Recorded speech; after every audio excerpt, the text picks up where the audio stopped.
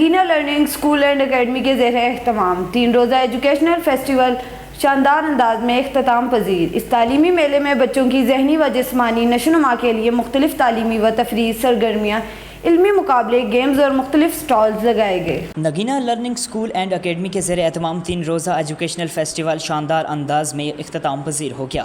اس تعلیمی میلے میں بچوں کی ذہنی و جسمانی نشوونما کے لیے مختلف تعلیمی اور تفریحی سرگرمیاں، علمی مقابلے، گیمز، ادبی نشستیں اور معلوماتی سٹالز لگائے گئے۔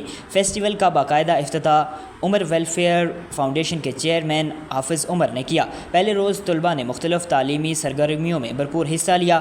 دوسرے روز ایک پروقار مشاعرے کا انعقاد کیا گیا جس کی صدارت معروف شاعر ناز مظفرآبادی نے کی۔ مشاعرے میں متعدد نامور شعراء کرام نے شرکت کی اور اپنے کلام سے شرکاء کو محظوظ کیا۔ تیسرے اور آخری روز کھیلوں کے مقابلے منعقد کیے گئے جن میں بچوں نے جوش و خروش سے حصہ لیا۔ اختتامی تقریب میں نمایاں کارکردگی کا مظاہرہ کرنے والے طلباء میں انعامات اور اسناد تقسیم کی گئیں۔ نگینہ لرننگ اسکول کی انتظامیہ نے فیسٹیول کو ایک یادگار اور کامیاب تعلیمی سرگرمی قرار دیا جس کا مقصد طلباء کی صلاحیتوں کو اجاگر کرنا اور انہیں مثبت سرگرمیوں کی جانب راغب کرنا تھا۔